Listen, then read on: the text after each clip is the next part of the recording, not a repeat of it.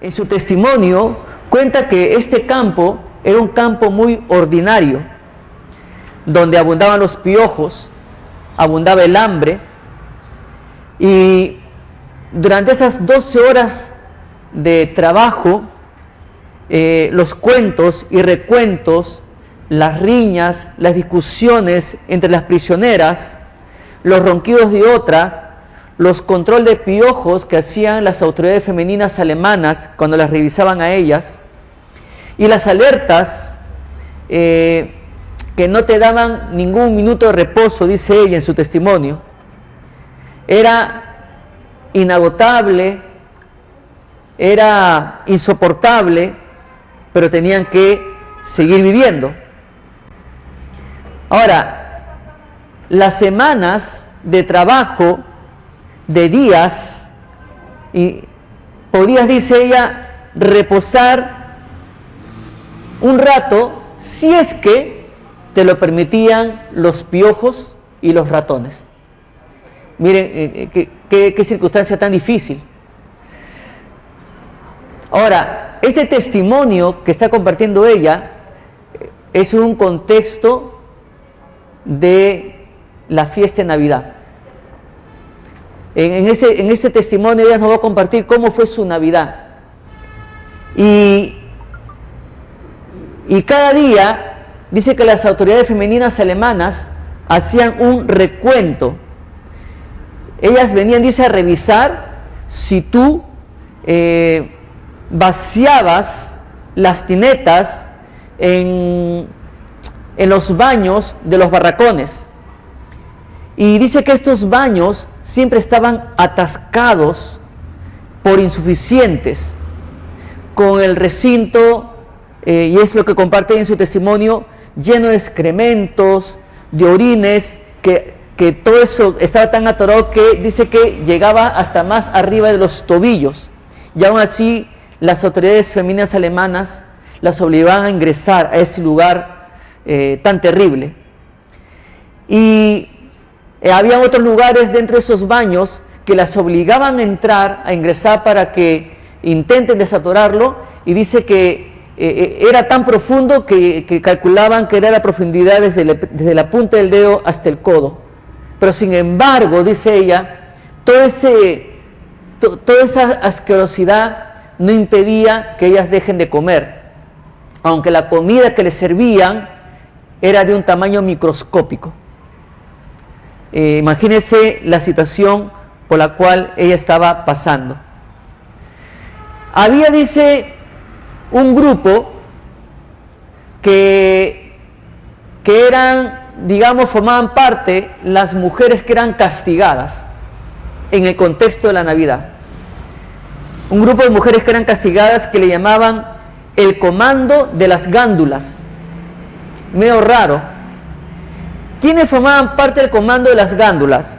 Aquellas mujeres que cuando las ordenaban para que formen, entonces cuando las autoridades femeninas alemanas las observaban que estaban desarregladas, entonces las enviaban al comando de las gándulas de castigo. ¿Por qué? Porque en ese grupo las mujeres no recibían renovación de ropa después de 6 meses, y durante 6 meses no se les proveía de jabón para que se aseen. 6 meses. Ahora, ella nos hace ver cómo arreglarse si todos conocemos la manera como trataban a las personas que estaban cautivas en los campos de concentración nazi. ¿Cómo arreglarse? ¿Cómo podía arreglarse una mujer? ¿Cómo podía arreglar su ropa? Si la situación en que estaban viviendo era terrible, infrahumana. Pero ella ahonda más en cuanto a la Navidad. Ella dice en su testimonio: así pasamos la Navidad de 1944. De las 2 de la tarde hasta las 7 de la noche, como estaban castigadas, dice que las tenían paradas en medio de la lluvia y la nieve. Y dice que en sus pies hasta sus rodillas iba cuajando sobre ellas el frío, el hielo, y sus pies estaban envueltos en charcos de agua con nieve, y ellas tenían que levantar sus rodillas para moverse, para que no se congelaran sus piernas, pero las tenían desde las 2 de la tarde hasta las 7 de la noche. Y dice que mientras estaban así, moviendo sus piernas para que el frío, el hielo, el agua congelada no les haga daño, no paralice sus piernas, a lo lejos, al frente, veían el campo de concentración donde estaban los hombres. Y era Navidad. Pero resulta que los nazis habían levantado un árbol que le llaman el abeto. Ese árbol abeto dice que es un tronco que puede llegar hasta medir 60 metros de altura y que sus ramas son bien interesantes, son horizontales. Son horizontales y con una forma muy tenebrosa. Y nosotros sabemos cómo decoramos nuestro árbol de Navidad. Lo decoramos muy bonito, ¿no? Sus bombitas, sus estrellitas, pero los nazis agarraban y cada noche ejecutaban a 2 hombres y los colgaban como si fueran adornos navideños en ese árbol. Una Navidad muy diferente. Y ella dice en su testimonio, pobres hombres deportados. Entonces ella dice en su testimonio, en ese contexto de la Navidad, con el cuerpo y el alma doloridos, ella dice, lejos de los nuestros, sin esperanzas de verlos, engrandecidos de tantos recuerdos. Dice que en medio de ese dolor, en medio de esas lágrimas, en medio de esa tristeza, celebramos la noche de Navidad. Fue una Navidad muy diferente.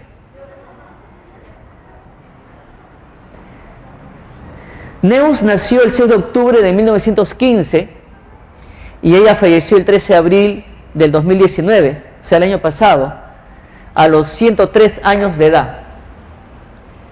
Esta mujer ha sido reconocida y ella ha sido una sobreviviente en un campo de concentración nazi.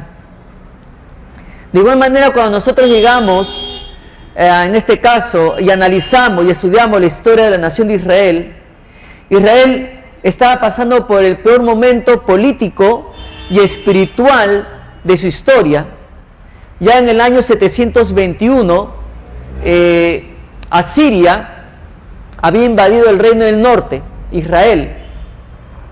Y más adelante, los babilonios habían invadido el reino del sur, en el año 586 a.C. Y posterior a eso, vinieron 400 años, 4 siglos de silencio, donde ya Dios no usó a sus siervos para darles un mensaje para su pueblo. 400 años de silencio. ¿Cuál fue la esperanza de Israel? Siempre era de tener un libertador. En su historia, ellos depositaron su esperanza en Moisés. Pero Dios esperaba que ellos depositaran su confianza en Él, en Jehová de los ejércitos. Luego vemos que depositaron su esperanza en los jueces. Luego vemos que depositaron su esperanza en los reyes. Y ahora vemos que están bajo una opresión del Imperio Romano y con los ánimos por los suelos, y ven muy, pero muy lejana, pues, la esperanza de un libertador. Nos preguntamos, ¿no? ¿Qué pasaría por la mente de los pastores que estaban allí en los campos de Belén aquella noche? ¿Qué pasaría por su mente mientras cuidaban a sus animales? Seguramente hablarían ellos de la promesa, ¿no?, de ese libertador. Seguramente comentarían, ay, ¿cuándo saldremos de esta opresión del Imperio Romano? ¿Cuándo saldremos de esta situación? ¿Cuándo será la llegada de aquel Mesías que dice la Escritura, ese Mesías libertador? Pero también otros, con entusiasmo, animaban a los demás a continuar con esa esperanza de que pronto, en algún momento, se manifestaría, pues, la promesa que Dios había dado a su pueblo. pues entre los pastores piadosos habían también pastores que estaban desanimados por toda esta tragedia nacional que estaba viviendo Israel por desobedecer, por darle la espalda a Dios. Dios había guardado silencio 400 años. ¡Qué terrible! Pero esa noche ocurrió algo muy diferente, muy diferente. Y para ello les pido que busquen Lucas, el Evangelio de Lucas, capítulo 2. El Evangelio de Lucas, capítulo 2.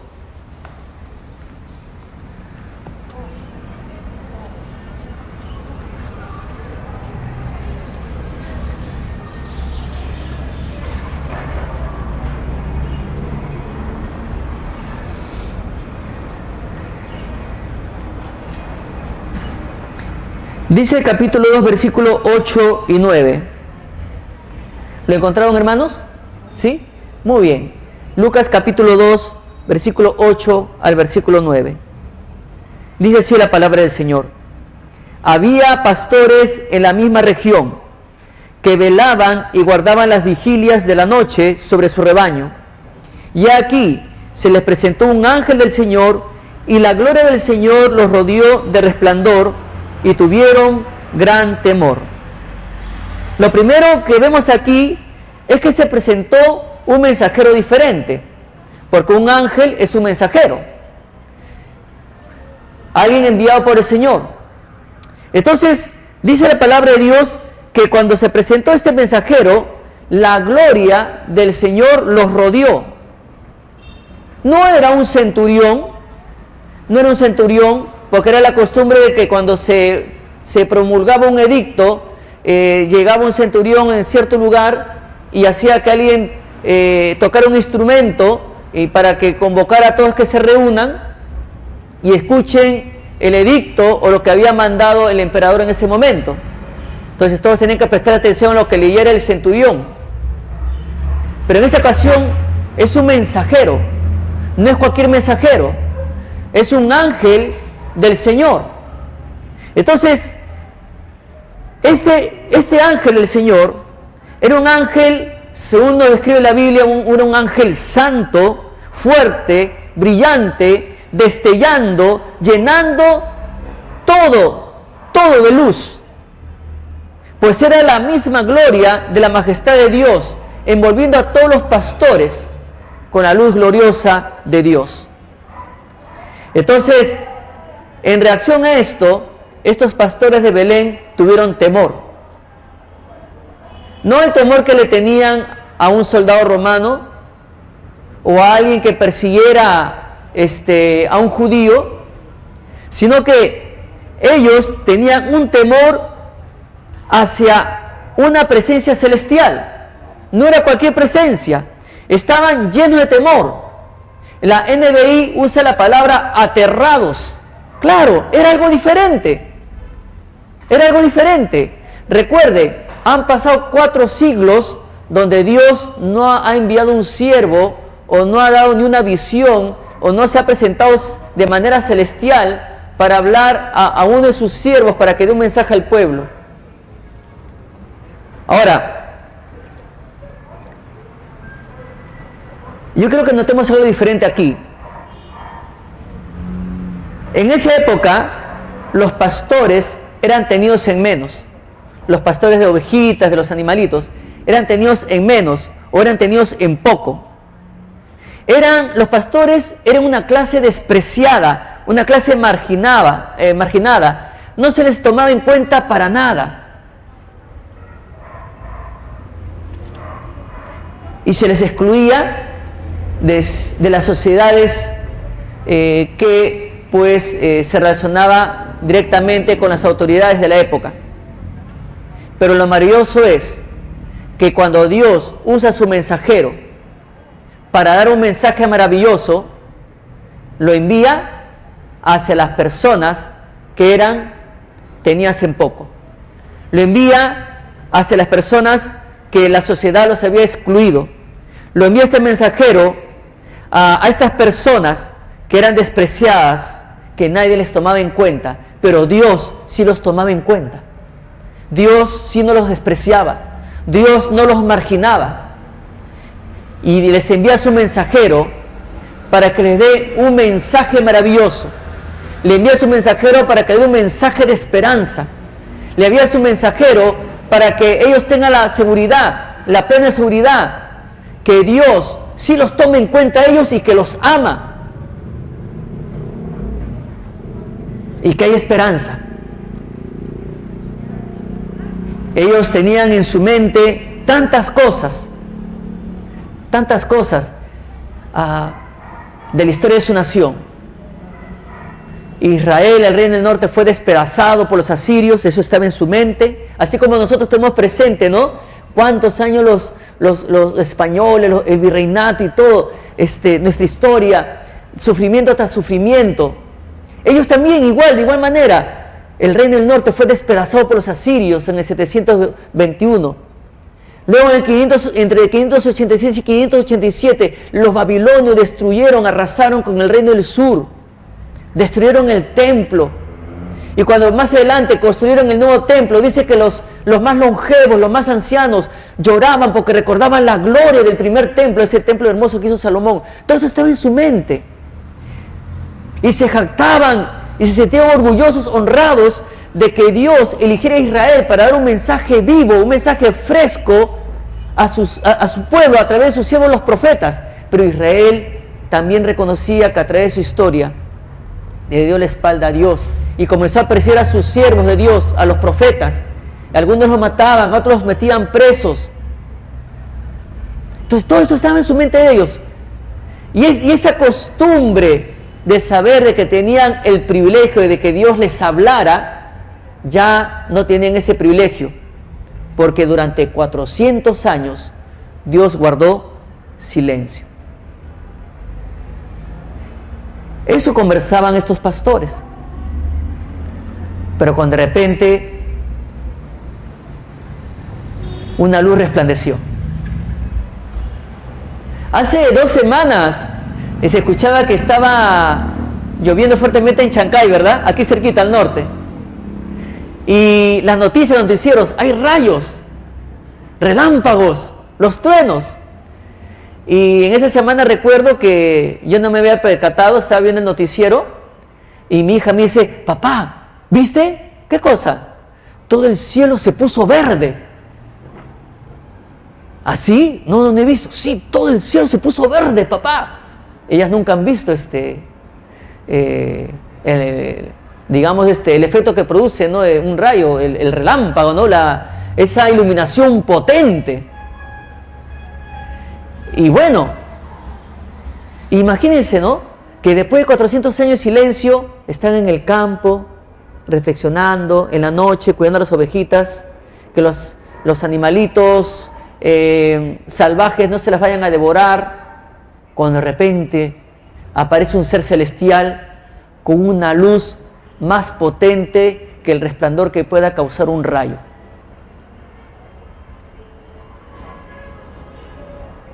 Y se dan cuenta que no es una tormenta, se dan cuenta que no es un rayo, sino que es un ángel, un mensajero de Dios. Y luego, en segundo lugar, este mensajero diferente, este mensajero ahora les da, redundando la palabra, un mensaje o una noticia diferente. Y busquen por favor Lucas capítulo 2, versículo 10 y 11. Lucas capítulo 2, versículo 10 y 11. Dice: pero el ángel les dijo: no temáis, porque aquí os doy nuevas de gran gozo, que será para todo el pueblo, que os ha nacido hoy en la ciudad de David un Salvador, que es Cristo el Señor. O sea, primero este mensajero les da una noticia diferente. Ya no es ese centurión, que el César dice esto, que esto y el otro, no. Ahorita el mensajero celestial le dice una noticia de gran gozo, porque después de 400 años de silencio, el pueblo de Dios recibe una gran noticia. ¿Y cuál es esa gran noticia? Dice que esta noticia es una noticia de gozo. Esta noticia es un motivo de alegría. Estas noticias son buenas nuevas. ¿Y cuál es esa noticia? Que hoy ha nacido en la ciudad de David Cristo. Y les anunció que ha nacido el Salvador. Pero Dios, sabiendo de que estos hombres estaban aterrados, ¿qué hace este ángel, este mensajero? Los tiene que tranquilizar. ¿Cómo será ese momento cuando se presenta un ser celestial?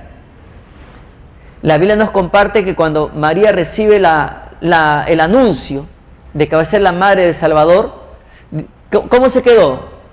Los que han leído la Biblia, ¿cómo se puso María cuando fue sorprendida cuando se presentó el ángel para decirle que va a ser la madre del Salvador? Se turbó, ¿verdad? Claro, imagínese. Si cuando usted, ¿cómo se sentirá usted si invita al pastor Fernando a su casa a almorzar? El pastor va a venir, ¿no? El pastor va a venir y entra el pastor con su pelo blanco, ¿no? Que brilla. ¿Ah? Entonces, ¿no? La Shekinah. Y bueno, cuando el pastor va a la casa de un hermano, el pastor va a venir, el pastor, ¿no? Vayan al perro, limpien la casa, purifiquen todo. ¿Ah?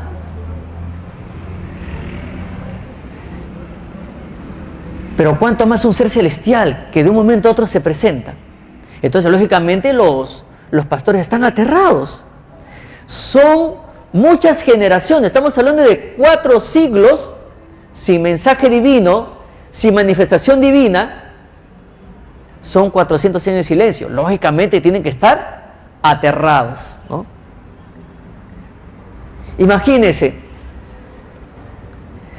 si después de 36 años Perú clasificó mundial, y para muchos jóvenes era una señal del fin de los siglos, que Perú clasificara un mundial. Ahora imagínense, después de 4 siglos, después de 400 años, Dios se manifiesta celestialmente a través de su mensajero. Entonces es entendible que tienen que estar aterrados, por más que haya sido una noticia grande, por más que haya sido una noticia de gozo, por más que esta noticia sea motivo de alegría, por más que sea una buena nueva, porque la buena nueva es el Evangelio de Cristo. Sin embargo, el ángel tenía que tranquilizarlos y darles la buena noticia, que sería de motivo de alegría para todo el pueblo, para todo el pueblo. ¿Cuál es esa noticia? Es que el Salvador, el Mesías, el Señor, ha nacido hoy en Belén, la ciudad de David. Para nosotros quizás no signifique mucho el hecho de que diga que ha nacido hoy en Belén, en la ciudad de David, pero para ellos sí, porque era una promesa de parte de Dios para su pueblo. Era una promesa. Era una esperanza que ellos tenían desde muchos años atrás. Desde muchos años atrás. Y algo para tener en cuenta es que el ángel menciona que se ha cumplido lo que se esperaba, la promesa. Esta promesa cobró vida. Esta promesa es que ya el Salvador ha nacido. Por lo tanto, la promesa se ha cumplido para Israel. Entonces, cuando el ángel resalta que Él es el Salvador, el ángel está diciendo, su Salvador por fin llegó. Porque no solamente era una promesa para Israel, sino también una esperanza para los gentiles. En tercer lugar, el mensajero dio detalles de este Salvador diferente, porque a través de esa historia Israel depositó su confianza en Moisés, depositó su confianza en los jueces, depositó su confianza en los reyes, depositó su confianza por ahí, ¿no?, en los profetas. Pero este rey era diferente. Él es el Rey de reyes y Señor de señores. Él es el creador de todas las cosas. Él es el Todopoderoso. el Salvador del mundo. Entonces, este mensajero de detalles de este Salvador diferente. Y ahí en Lucas capítulo 2, versículo 12, va a decir algo interesante de este gran rey. Dice, esto servirá de señal. Hallaréis al niño envuelto en pañales, acostado en un pesebre. O sea, lo hallarán en pañales. Todos los niños que probablemente nacieron en esa semana o en ese mes, tenían algo en particular. Todos usan pañales. Todos los bebés cuando nacen usan pañales. Pero había algo muy diferente en este niño. Porque los demás niños usaban pañales, pero estaban cómodamente instalados en sus camas. Pero este niño, también igual que los demás niños, usaban pañales, pero ¿dónde estaba acostado? En un pesebre.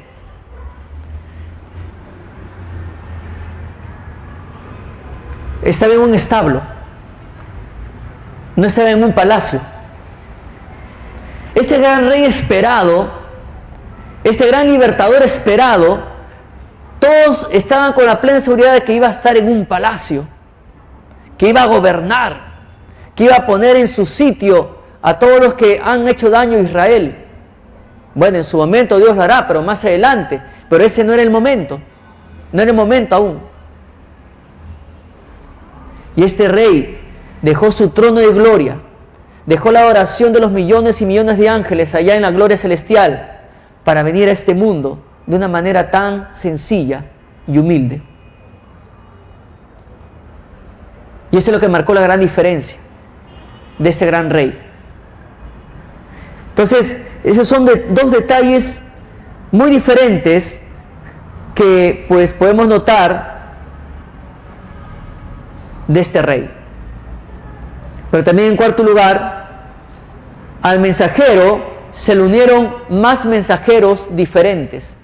Y aquí en Lucas capítulo 2, versículo 13 y 14, dice lo siguiente: y repentinamente apareció con el ángel una multitud de las huestes celestiales que alababan a Dios y decían: gloria a Dios en las alturas y en la tierra paz, buena voluntad para con los hombres. La Biblia dice que aparte de este mensajero celestial, este mensajero diferente, se unieron más mensajeros diferentes. No era un centurión con sus soldados que lo acompañaban para dar un mensaje al pueblo. No era un centurión que venía a dar una orden y con acompañamiento de la fuerza romana. No. A este mensajero celestial se le unieron una inmensa multitud de ejércitos celestiales que alababan a Dios. Imagínense cómo será ese momento tan glorioso. Están los pastores en el campo. Bueno, aquí en Lima nosotros toda la noche hay bulla. Toda la noche hay bulla. Pobrecitos los que viven en las avenidas, en la avenida universitaria. No sé cómo hará mi hermana Ruth para sobrevivir en la avenida universitaria. Ahí pasan volquetes. Un poco más si pasan los tanques de guerra por ahí, ¿no? Del ejército. Pero los que viven en las avenidas, pobrecitos. El pastor ese me comparte que aquí al frente hay un rompemuelle.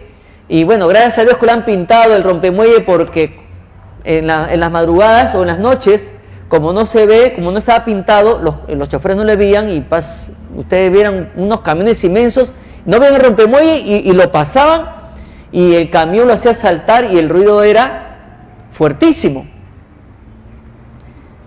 Y bueno, Lima es una bulla constante. Y uno a veces tiene que desestresarse y se va un ratito acá cerquita, canta, ¿no? O al parque que siempre nos recomendaba el hermano Rudy, a Chinchirroca, ¿no? Y no sé si continuarán trabajando allí lo de Chinchirroca, pero al menos es un lugar para estar un rato tranquilo, un parque muy grande. Pero cuando uno quiere silencio, paz, se va pues a las afueras de Lima, ¿no? Y se desconecta un poco del ruido. Pero allá allá el silencio era total. No había la bulla que tenemos hoy. Y se presenta este mensajero, y luego a este mensajero lo acompaña una multitud de huestes celestiales. Ahora, si un solo mensajero resplandeció maravillosamente, imagínense la multitud de huestes celestiales iluminando todo el cielo. ¡Qué maravilloso! Yo creo que ese resplandor que hemos visto en los noticieros de los rayos que de acá de Chancay no era nada comparado a la gloria que vieron los pastores aquella noche allá en Belén.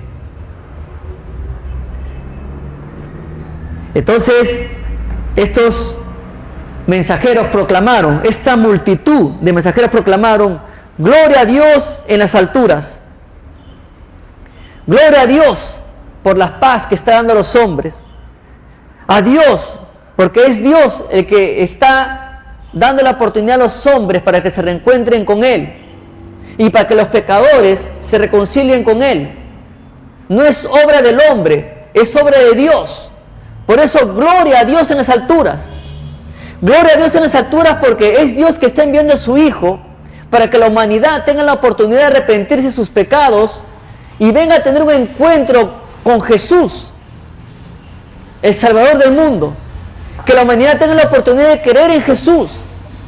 Que la humanidad tenga la oportunidad de creer y entender ese mensaje de Jesús, que es un mensaje de esperanza, de reconciliación, de conversión. Es un mensaje que te hace pasar de muerte a vida, de tinieblas a luz. Es por eso que en Juan capítulo 3, versículo 16 dice: porque de tal manera amó Dios al mundo, que ha enviado a su Hijo unigénito, para que todo aquel que en Él cree no se pierda, mas tenga vida eterna. Porque no envió Dios a su Hijo a condenar al mundo, sino para que el mundo sea salvo por Él. Por eso, gloria a Dios en las alturas. Realmente, gloria a Dios en las alturas. ¿Cuántos dicen amén? La humanidad por fin tiene la oportunidad de poder reconciliarse con Dios.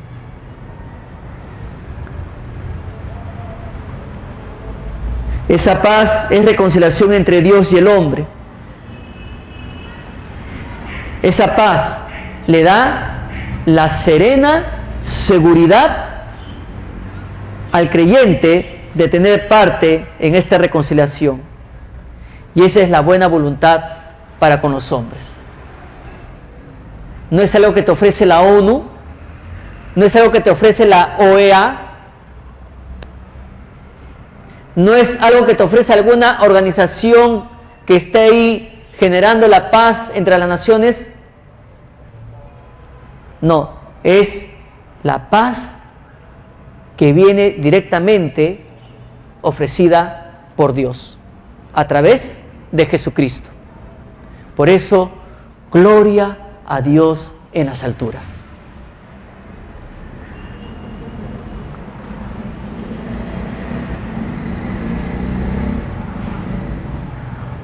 Hoy, el hombre quiere imponer sus ideologías a través de la fuerza.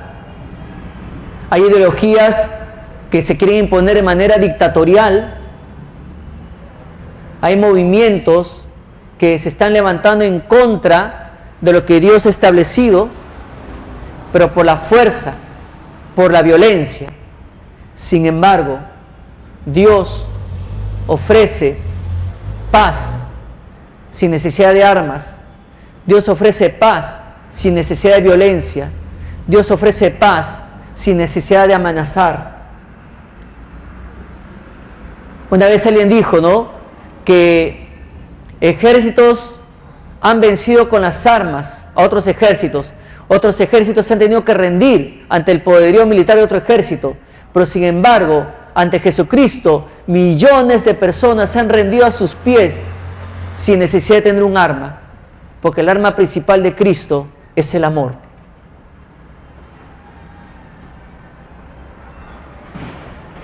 Y eso es lo que tiene que resaltar hoy más que nunca, hermanos, hermanas, en nuestros corazones.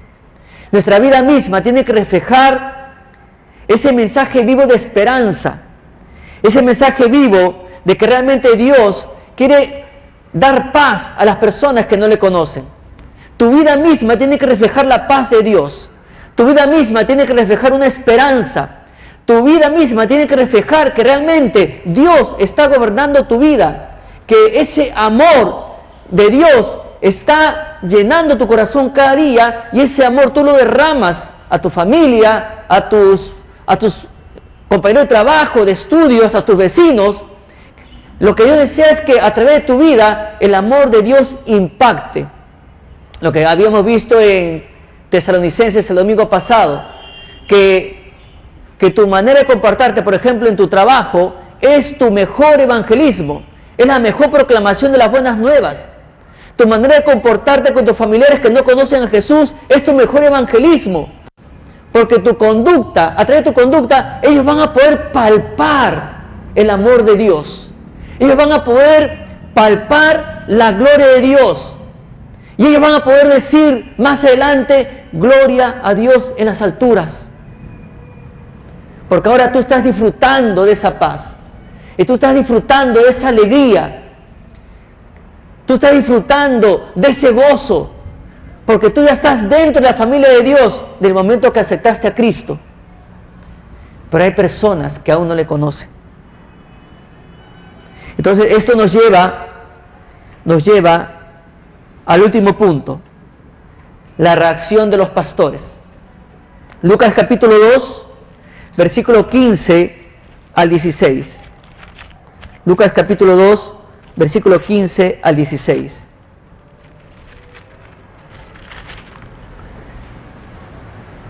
Sucedió que cuando los ángeles se fueron de ellos al cielo, los pastores se dijeron unos a otros: pasemos pues hasta Belén y veamos esto que ha sucedido y que el Señor nos ha manifestado. Vinieron pues apresuradamente y hallaron a María y a José y al niño acostado en el pesebre. Ahora, este es un momento crítico, ¿ah? No vayan a imaginarse que apareció el ángel, ya, me voy corriendo a ver al niño. Recuerden que hay una historia antes. Hay una historia nacional muy triste. Hay una historia nacional muy vergonzosa. Y aún más, 400 años donde Dios guardó silencio. Entonces, ellos están en un momento crítico. Entonces, ellos tienen que tomar una decisión. ¿Qué hago? ¿Voy o no voy a buscar al Señor? ¿Voy o no voy a buscar al Señor? Y la Biblia dice que ellos tomaron una decisión. Ellos fueron apresuradamente. Cuando leí esta porción, vino a mi mente, ¿no? Ese versículo donde Dios invita a la persona a venir a Él, ¿no? Buscad a Jehová mientras pueda ser hallado. Y quiero dirigirme a las personas que nos visitan por primera vez. ¿Usted está buscando a Dios? Dios le está invitando en esta mañana para que usted venga a Jesús. Porque ya estos pastores estaban con la esperanza de que su rey iba a venir en cualquier momento. Y llegó el momento. Pero ahora el ángel le dice, tienen que ir a adorarlo. Y ellos tomaron una decisión en medio de un contexto crítico, en medio de un contexto donde ellos estaban viviendo la opresión romana. No eran momentos buenos en la historia nacional de Israel. Estaban pisoteados por un imperio, humillados, no tenían derechos. Probablemente muchos de ellos tenían a sus esposas como esclavas de los romanos, o probablemente sus hijos eran esclavos de los romanos y no podían ni verlos. Ese era el contexto en ese momento,